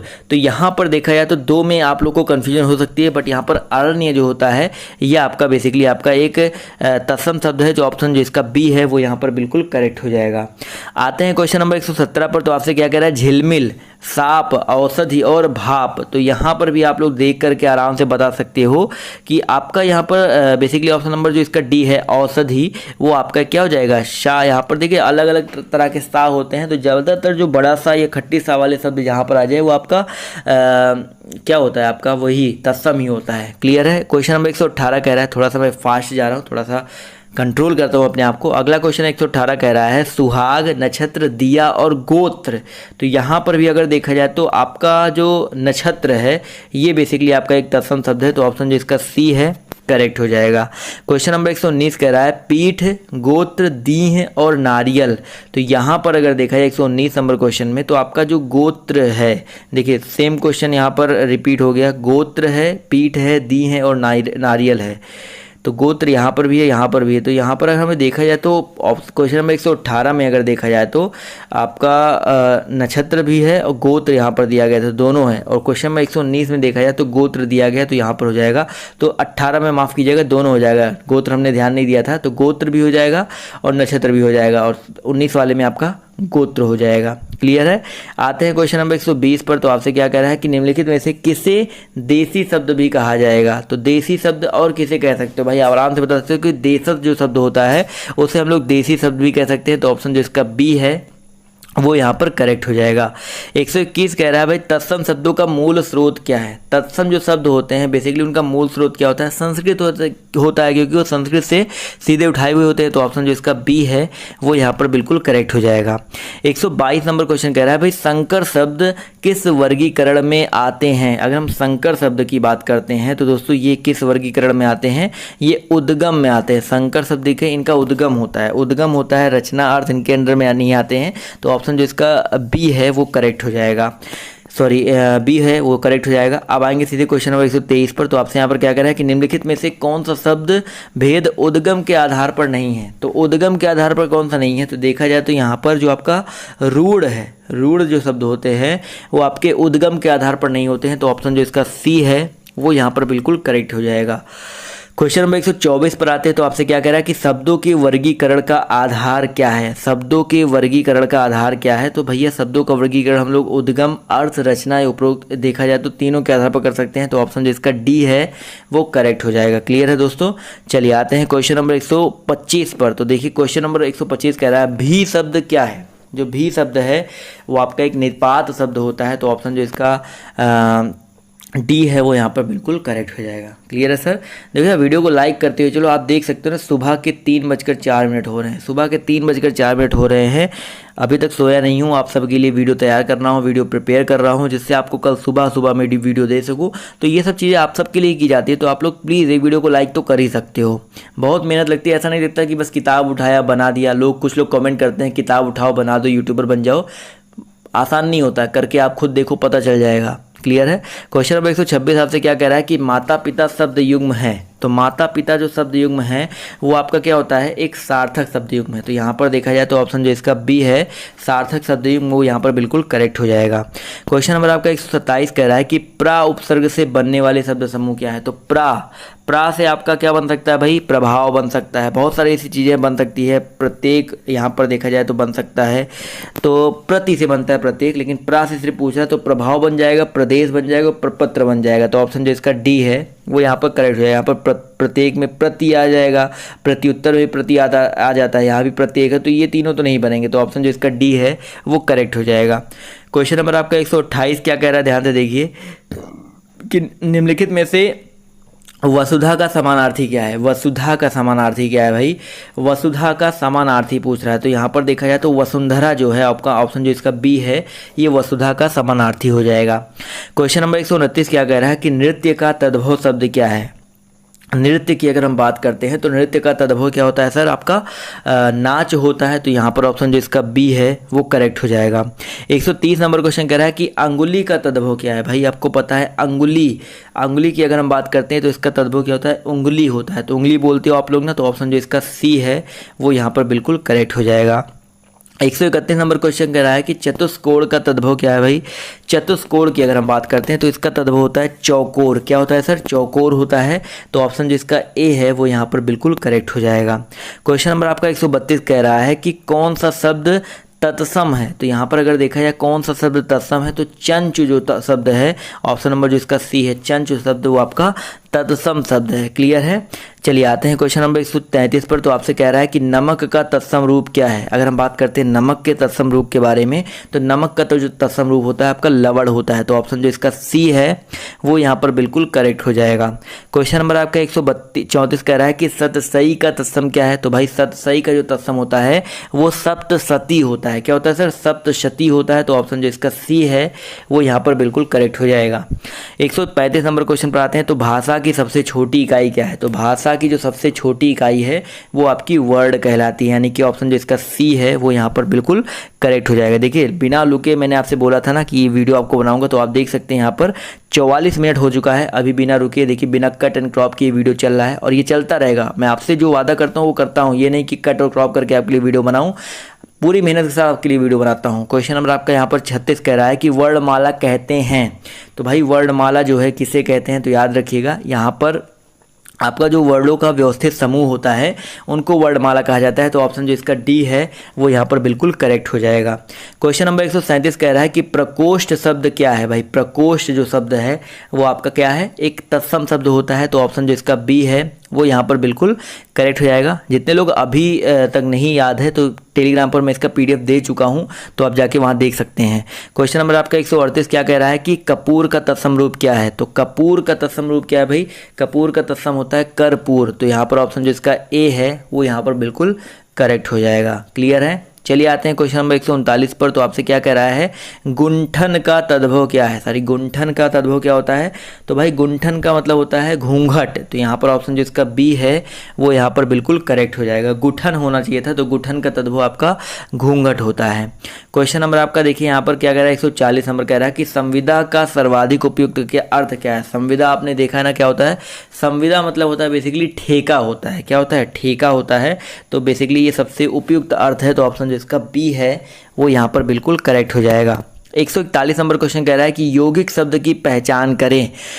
तो ये यौगिक शब्द की पहचान करना है। तो यहाँ पर अगर देखा जाए तो यौगिक शब्द, तो कक्षाध्यापक जो है वो आपका यौगिक शब्द है। यौगिक मतलब क्या होता है, दो चीज़ों से मिलकर बनता है, दो शब्दों से मिलकर बनता है। तो कक्षा प्लस अध्यापक मिलकर आपका बना है कक्षाध्यापक। तो ऑप्शन जो इसका डी है करेक्ट हो जाएगा। चलिए आते हैं अगले क्वेश्चन पर। तो 142 क्वेश्चन कह रहा है कि दर्शन का तद्भव क्या है। भाई दर्शन का तद्भव कई बार बता चुका हूँ, दर्शन होता है। तो ऑप्शन जो इसका बी वाला है वो यहाँ पर बिल्कुल करेक्ट हो जाएगा। क्वेश्चन नंबर 143 कह रहा है कि आँख शब्द का तत्सम रूप क्या है। तो आँख शब्द का जो तत्सम रूप होता है वो अक्ष ही होता है। और तो यहाँ पर देखा जाए तो आँख का जो तत्सम कह रहा है ना, तो आपका अच्छी हो जाएगा। इसके अलावा चक्षु, लोचन और नेत्र इसके पर्यायवाची मान सकते हो। क्लियर है। चलिए आते हैं क्वेश्चन नंबर 144 पर। तो आपसे क्या कह रहा है कि रचना के अनुसार शब्द के प्रकार कितने हैं। तो भाई रचना के आधार पर जो शब्द होते हैं वो आपके कितने प्रकार के होते हैं। भाई आपके 4 प्रकार के होते हैं। अब आप लोग का एक काम बनता है ना, ये चारों प्रकार आप लोग कमेंट करके बताओ ये चारों प्रकार कौन कौन से होते हैं रचना के आधार पर। चलिए आते हैं क्वेश्चन नंबर 145 पर। तो कह रहा है रूढ़ शब्द का चयन करें। तो रूढ़ शब्द का चयन करना है। तो यहाँ पर अगर देखा जाए तो शूल जो दिया गया है वो आपका एक रूढ़ शब्द है, इनका खंड नहीं कर सकते हो। तो आप पर आपका ऑप्शन नंबर जो इसका सी है वो करेक्ट हो जाएगा। क्वेश्चन नंबर 146 कह रहा है कि विभूति का अनेकार्थक शब्द नहीं है। तो विभूति का अनेकार्थक शब्द क्या है, कौन सा नहीं है। तो यहाँ पर देखा जाए तो वैभव जो होता है वो आपका किसी भी प्रकार की विभूति का अनेकार्थक शब्द नहीं है। इसके अलावा शक्ति, ऐश्वर्य, राख ये आपके विभूति के अनेकार्थक शब्द होते हैं। क्लियर है। चलिए आते हैं क्वेश्चन नंबर 147 पर। तो आपसे क्या कह रहा है कि व्याकरणिक विवेचन के आधार पर हिंदी शब्दों के भाग हैं। तो व्याकरणिक विवेचन के आधार पर हिंदी शब्दों के भाग कौन कौन से हैं। भाई विकारी होते हैं और आपके अविकारी होते हैं। यहाँ पर आविष्कारी लिखा है, वो थोड़ा सा गलत लिखा है, बट अविकारी होगा, थोड़ा सा इसको सही कर लीजिएगा। तो ऑप्शन जो इसका सी है वो यहाँ पर बिल्कुल करेक्ट हो जाएगा। क्लियर है दोस्तों। चलिए आते हैं क्वेश्चन नंबर 148 तरफ। अभी थोड़ा देर और रुक जाइए ना, बस 50 क्वेश्चन तो मुश्किल से और बचे हैं कि निम्नलिखित में से विरक्त शब्द कौन सा है। तो विरक्त शब्द यहाँ पर पूछा गया है। तो यहाँ पर अगर देखा जाए तो आपका जगह जगह, तो आपका ऑप्शन जो इसका डी है, जगह जगह, वो आपका क्या है, एक विरक्त शब्द है। तो ऑप्शन जो इसका डी है वो बिल्कुल करेक्ट हो जाएगा। अगला क्वेश्चन कह रहा है कि अनेकार्थक शब्द कौन सा है। 149 नंबर क्वेश्चन कह रहा है कि अनेकार्थक शब्द कौन सा है। तो यहाँ पर जो काल है, ऑप्शन जो इसका डी है काल, वो आपका एक अनेकार्थक शब्द है। क्लियर है दोस्तों। चलिए आते हैं क्वेश्चन नंबर 150 की तरफ। तो आपसे क्या कह रहा है कि आत्मा का अनेकार्थक शब्द क्या है। अगर हम बात करते हैं आत्मा के बारे में, तो हृदय जो है वो आपका आत्मा का अनेकार्थक शब्द है। तो हृदय बहुत ही इंपॉर्टेंट है। तो ऑप्शन जो इसका ए है वो यहाँ पर बिल्कुल करेक्ट हो जाएगा।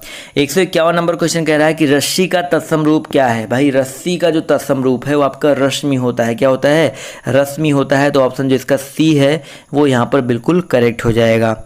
चलिए आते हैं क्वेश्चन नंबर 152 की तरफ। तो आपसे कह रहा है कि हाथी का तत्सम रूप क्या है। अगर हम बात करते हैं हाथी के बारे में, तो हाथी का तत्सम रूप क्या होता है, हस्तिन होता है। तो ऑप्शन जो इसका ए है वो यहाँ पर बिल्कुल करेक्ट हो जाएगा। क्लियर है। चलिए आते हैं क्वेश्चन नंबर 153 पर। तो आपसे यहाँ पर क्या कह रहा है कि अट्टालिका का तद्भव रूप क्या है। तो अट्टालिका का जो तद्भव रूप होता है वो आपका अटारी होता है। तो ऑप्शन जो इसका सी ए है वो यहाँ पर बिल्कुल करेक्ट हो जाएगा। क्लियर है सर। चलिए आते हैं क्वेश्चन नंबर 154 पर। तो जूता शब्द कैसा शब्द है। तो जो जूता शब्द होता है वो आपका एक देशज शब्द होता है। कैसा शब्द होता है, देशज शब्द होता है। तो ऑप्शन जो इसका डी है वो यहाँ पर बिल्कुल करेक्ट हो जाएगा। क्लियर है दोस्तों। चलिए आते हैं क्वेश्चन नंबर 156 पर आते हैं। तो यहाँ पर क्या कह रहा है कि यौगिक धातु है। तो यौगिक धातु यहाँ पर ढूंढना है। तो यहाँ पर अगर देखा जाए तो पढ़ है, दौड़ना है, लिख है और चल है। तो यहाँ पर जो आपका दौड़ना है वो आपका यौगिक धातु हो जाएगा। अब यही पढ़ना, लिखना, चल होता तो आपका ये यौगिक हो जाता, लेकिन यहाँ पर दौड़ना, तो ऑप्शन जो इसका सी है वो यहाँ पर बिल्कुल करेक्ट हो जाएगा। क्वेश्चन नंबर आपका 157 कह रहा है कि यौगिक क्रिया है। तो यौगिक क्रिया यहाँ पर देखिए क्या हो जाएगा, गाना, चल देना, खाना वाना, पीना वीना। तो आराम से बता सकते हो यहाँ पर जो चल देना है, तो ऑप्शन जो इसका सी है चल देना, ये आपका क्या हो जाएगा, यौगिक क्रिया हो जाएगा। यौगिक धातु हो गया, यौगिक क्रिया हो गया। अगला कह रहा है कि इस वाक्य में क्या क्रिया क्या है। घोड़ा दौड़ रहा था। तो भाई दौड़ना जो होता है क्रिया होती है, आप सबको पता है। तो यहाँ पर जो दौड़ है वो आपकी क्रिया है। तो ऑप्शन जो इसका बी है वो करेक्ट हो जाएगा।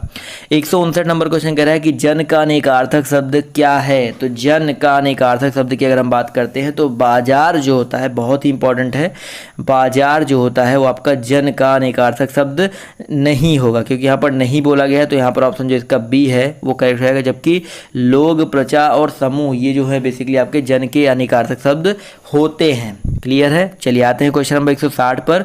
तो तम का अनेकार्थक शब्द नहीं है। देखिए यहाँ पर भी आपका कह रहा है तम का अनेकार्थक शब्द कौन सा नहीं है। तो जो प्रकाश है, ऑप्शन जो इसका सी है प्रकाश, वो आपका तम का अनेकार्थक शब्द नहीं है। चलिए आते हैं क्वेश्चन नंबर 161 पर। तो आपसे यहाँ पर क्या कह रहा है कि पति का अनेकार्थक शब्द नहीं है। तो देखिए पति का अनेकार्थक शब्द कौन सा नहीं होगा।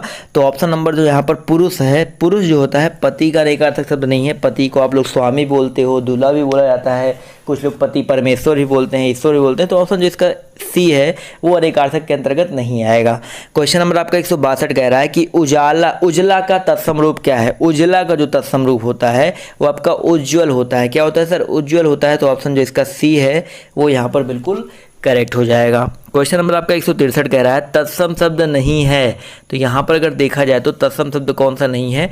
तो आपका जो आंसू है ये आपका तत्सम शब्द नहीं है। क्लियर है। तो अश्रु होता तो आप मान सकते हैं, लेकिन आंसू जो है आपका तत्सम शब्द नहीं है। चलिए आते हैं क्वेश्चन नंबर 164 पर। तो आपसे कह रहा है कि महात्मा गांधी अहिंसा के साक्षात थे।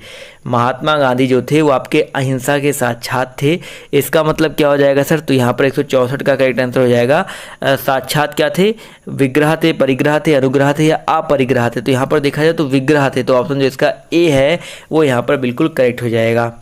चलिए आते हैं क्वेश्चन नंबर 165 पर। तो आपसे क्या कह रहा है कि देशज शब्द है। तो यहाँ पर देशज शब्द ढूंढा जा रहा है। तो देखा जाए तो चिट्ठियाँ जो है, चिट्ठियाँ मेरे को दिखाई पड़ रहा है। तो यहाँ पर जो चिड़िया है और आशय है, गरम है, मजा है। तो यहाँ पर अगर देखा जाए तो चिड़िया तो देशज शब्द नहीं होगा, गरम, आशय, मजा।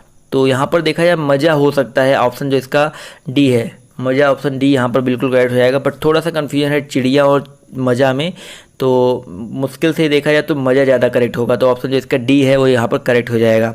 आते हैं क्वेश्चन नंबर 166 पर। तो आपसे यहाँ पर क्या कह रहा है, तत्सम शब्द कौन सा है। क्वेश्चन नंबर 166 में देखा जाए तो आम्र जो है आपका ऑप्शन नंबर ए, यह आपका तत्सम शब्द है। क्लियर है। क्वेश्चन नंबर आपका 167 कह रहा है तद्भव शब्द क्या है।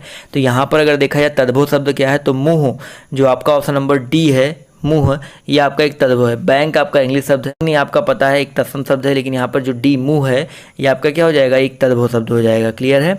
चलिए आते हैं क्वेश्चन नंबर 168 पर। तो आपसे क्या कह रहा है कि वाचाल कहते हैं। वाचाल किसे कहते हैं सर। तो अगर हम बात करते हैं वाचाल के बारे में, तो वाचाल किसे कहते हैं, बहुत बोलने वाले को वाचाल बोलते हैं। तो ऑप्शन जो इसका सी है वो यहाँ पर बिल्कुल करेक्ट हो जाएगा। क्लियर है सर। तो ऑप्शन जो इसका सी है वो यहाँ पर बिल्कुल करेक्ट हो जाएगा। क्लियर है सर। चलिए आते हैं अगला क्वेश्चन आपका यहाँ पर क्या कह रहा है कि व्युत्पत्ति के दृष्टि से हिंदी शब्द भंडार के प्रकार हैं। तो व्युत्पत्ति के दृष्टि से हिंदी शब्द भंडार के कितने प्रकार होते हैं। तो व्युत्पत्ति की दृष्टि से दोस्तों आपके 4 प्रकार होते हैं। कितने प्रकार होते हैं। तो ऑप्शन जो इसका सी है वो यहाँ पर बिल्कुल करेक्ट हो जाएगा। क्लियर है। तो यहाँ पर जो ऑप्शन नंबर आपका कौन सा है, सी है, वो यहाँ पर बिल्कुल करेक्ट हो जाएगा। चलिए आते हैं अगले क्वेश्चन पर। तो अगला क्वेश्चन आपका यहाँ पर क्या कह रहा है, देखिए ध्यान से, तत्सम शब्द कौन सा है। तो तत्सम शब्द पूछ रहा है आपसे यहाँ पर। तो यहाँ पर अगर देखा जाए तत्सम शब्द की अगर हम बात करते हैं तो भादो, भाद्रपद, भाद्रपद नहीं है, भाद्रपद ऑप्शन अगर बी की बात करते हैं तो ये आपका तत्सम शब्द है। क्लियर है सर। तो ऑप्शन जो इसका बी है वो यहाँ पर बिल्कुल करेक्ट हो जाएगा। क्लियर है। चलिए आते हैं अगले क्वेश्चन पर। तो अगला क्वेश्चन आपका यहाँ पर कह रहा है कि तद्भव शब्द यहाँ पर कौन सा है। तो तद्भव शब्द यहाँ पर कौन सा हो जाएगा। तो यहाँ पर 171 में देखा जाए तो भाप है, वाष्प है, उष्ण है और वाष्पन है। तो यहाँ पर जो आपका भाप है, तद्भव पूछ रहा है, तो ऑप्शन जो इसका क्या बोलते हैं ए है वो यहाँ पर बिल्कुल करेक्ट हो जाएगा। क्लियर दोस्तों। चलिए आते हैं अगले क्वेश्चन तरफ। तो अगला क्वेश्चन आपका देखिए यहाँ पर क्या कह रहा है कि संयुक्त क्रिया का उदाहरण कौन सा है। तो संयुक्त क्रिया का उदाहरण कौन सा है। तो याद रखिएगा 172 में क्या हो जाएगा सर, इसका जो करेक्ट आंसर हो जाएगा तुम प्रतिदिन पढ़ने आया करो। तो ऑप्शन जो इसका सी है वो यहाँ पर बिल्कुल करेक्ट हो जाएगा। तुम प्रतिदिन पढ़ने आया करो, ये आपका बेसिकली संयुक्त क्रिया का उदाहरण हो जाएगा। क्लियर है सर। चलिए आते हैं क्वेश्चन नंबर 172 के बाद 173 पर। तो आपसे यहाँ पर क्या कह रहा है, कौन सा कथन सत्य नहीं है। तो यहाँ पर 173 में अगर देखा जाए तो संकर शब्द ग्रामीण शब्द है। यहाँ पर पहला जो कह रहा है फिर से वही सेम क्वेश्चन रिपीट हो गया। तो ये आपका देखा जाए तो संकर शब्द ग्रामीण शब्द है ही नहीं, तो ऑप्शन जो इसका ए है वो यहाँ पर बिल्कुल करेक्ट हो जाएगा। आते हैं क्वेश्चन नंबर 174 पर। तो गिरहकट, फिर से क्वेश्चन रिपीट हो गया क्या सारे के सारे। तो गिरहकट शब्द क्या है। तो भाई देखिए फिर से रिपीट हो गया तो मैं छोड़वा दूंगा, कोई दिक्कत नहीं है। तो गिरहकट आपको पता है देशज शब्द है, तो यहाँ पर देशज शब्द चुनना है। तो आपको पता है लोटा जो है आपका देशज शब्द है। रिपीट हो गया, अच्छा 2-3 क्वेश्चन रिपीट हो गए तो कोई बात नहीं। अब देखिए इसमें बताना आपको कि निम्नलिखित में से तत्सम शब्द चुनना है आपको। तत्सम शब्द यहाँ पर देखा जाए तो क्या हो जाएगा 176 में। तो आपका जो पश्चिम है वो आपका क्या हो जाएगा, एक तत्सम शब्द हो जाएगा। क्लियर है सर। चलिए आते हैं अगले क्वेश्चन पर। तो यहाँ पर कह रहा है निम्नलिखित में से किसे देसी शब्द कहा जाता है। तो यहाँ पर कई सारे क्वेश्चन रिपीट हो गए, उसके लिए माफ़ी चाहूँगा। तो देसी शब्द किसे कहा जाता है, देसी शब्द को आपका देसी शब्द कहा जाएगा। चलिए अब आते हैं कुछ नए क्वेश्चन तरफ। तो यहाँ पर क्या कह रहा है कि निम्नलिखित प्रश्नों में से कौन सा युग्म शब्द अशुद्ध है। तो यहाँ पर देखा जाए तो कौन सा युग्म शब्द अशुद्ध है। तो पति रूपतियो, देखा जाए तो ये जो पति रूपतियो दिया गया है, ये पति रूपतियो यहाँ पर देखा जाए तो ये अशुद्ध देखने में ही लग रहा है। तो ऑप्शन जो इसका ए है वो यहाँ पर बिल्कुल करेक्ट हो जाएगा। क्लियर है सर। चलिए आते हैं अगले क्वेश्चन पर। तो अगला क्वेश्चन कह रहा है कि तत्सम शब्दों का मूल स्रोत क्या है। तो आपको पता है संस्कृत होता है, तो ऑप्शन जिसका बी है करेक्ट हो जाएगा। अगला क्वेश्चन कह रहा है भाई शब्दों के वर्गीकरण का आधार क्या है। तो शब्दों के वर्गीकरण का आधार क्या है सर, उद्गम भी है, अर्थ भी है, रचना भी है। तो ऑप्शन जो इसका डी है वो यहाँ पर बिल्कुल करेक्ट हो जाएगा। क्वेश्चन नंबर 181 कह रहा है योग रूढ़ शब्द क्या अर्थ है। तो योग रूढ़ शब्द का क्या अर्थ है। तो अगर हम बात करते हैं योग रूढ़ का मतलब क्या होता है भैया, तो योग रूढ़ देखिए रूढ़ आपको बता दिया, योग रूढ़ जान लीजिए। योग रूढ़ बेसिकली आपका क्या होता है, ये जो सामान्य अर्थ छोड़कर परंपरागत अर्थ बताते हैं वो आपके योग रूढ़ कहलाते हैं। जैसे आपका लंबोदर हो गया, बहुत सारे ऐसे होते हैं। आते हैं अगले क्वेश्चन पर। तो आपसे क्या कह रहा है कि विकारी शब्दों के जिस रूप से उनकी संख्या का बोध होता है वे क्या कहलाते हैं। तो विकारी शब्दों के जिस रूप से उनकी संख्या का बोध हो बेसिकली वो आपके वचन कहलाते हैं। तो एक वचन, दो वचन आपने सुना है ना, तो ऑप्शन जो इसका ए है वो यहाँ पर बिल्कुल करेक्ट हो जाएगा। क्लियर है। चलिए आते हैं क्वेश्चन नंबर 183 पर। तो आपसे क्या कह रहा है कि संस्कृत के वे शब्द जो हिंदी में बिना किसी परिवर्तन के प्रयुक्त होते हैं वो क्या कहलाते हैं। तो भैया क्या कहलाते हैं संस्कृत के वे शब्द। तो बेसिकली आपका तत्सम कहलाते हैं। तो ऑप्शन जो इसका सी है वो यहाँ पर बिल्कुल करेक्ट हो जाएगा। अग्नि, अष्ट, अश्रु, अच्छी, बहुत सारे ऐसे तत्सम शब्द हैं। चलिए आते हैं क्वेश्चन नंबर 184 पर। तो आपसे क्या कह रहा है कि निम्नलिखित में से किस समूह में सभी शब्द तत्सम हैं। तो यहाँ पर सभी शब्द तत्सम यहाँ पर कौन सा हो जाएगा सर। 184 में अगर देखा जाए तो सभी शब्द आपका तत्सम यहाँ पर शर्करा, पवन, ज्येष्ठ, अग्नि। पहले वाले ऑप्शन की अगर हम बात करते हैं तो अग्नि भी आपका तत्सम है, ज्येष्ठ भी है आपका, शर्करा भी है और पवन भी है। तो यहाँ पर देखा जाए पहला ही ऑप्शन यहाँ पर करेक्ट हो जाएगा। तो ऑप्शन जो इसका ए है करेक्ट हो जाएगा। इसमें देखा जाए तो घोड़ा नहीं है, इसमें किताब, नानी, चाकू नहीं है, चम्मच, हाथी नहीं है। तो क्लियर है। चलिए आते हैं 185 पर। तो आपसे कह रहा है स्वर्ण कैसा शब्द है। तो स्वर्ण बेसिकली आपका देखा जाए तो आपका एक तत्सम शब्द है। स्वर्ण हो गया, स्वप्न हो गया, संध्या हो गया, ये सारे तत्सम होते हैं। तो ऑप्शन जो इसका ए है वो यहाँ पर बिल्कुल करेक्ट हो जाएगा। 186 नंबर क्वेश्चन आपसे क्या कह रहा है कि वे शब्द जो प्रकृति, प्रत्यय अथवा दूसरे शब्दों के योग से बनी हो वो क्या कहलाते हैं। जो प्रकृति से बने हो, प्रत्यय से बने हो अथवा दूसरे शब्दों के योग से बने होते हैं वो क्या कहलाते हैं। तो याद रखिएगा वे बेसिकली आपके क्या कहलाते हैं, यौगिक शब्द कहलाते हैं। तो ऑप्शन जो इसका डी है वो यहाँ पर बिल्कुल करेक्ट हो जाएगा। बहुत ही इंपॉर्टेंट है। तो ऑप्शन डी यहाँ पर बिल्कुल करेक्ट हो जाएगा। 187 नंबर क्वेश्चन कह रहा है कि नीचे दिए गए विकल्पों में से तत्सम शब्द का चयन कीजिए। तो तत्सम शब्द का चयन करना है। यहाँ पर देखा जाए तो आम्र है, तो आम्र ही देखा जाए तो आपका तत्सम है, आम का होता है। तो ऑप्शन जो इसका ए है वो यहाँ पर करेक्ट हो जाएगा। देख सकते हैं कि 59 मिनट हो चुका है, 1 घंटे हो चुका है, अभी तक मैंने कट नहीं किया है।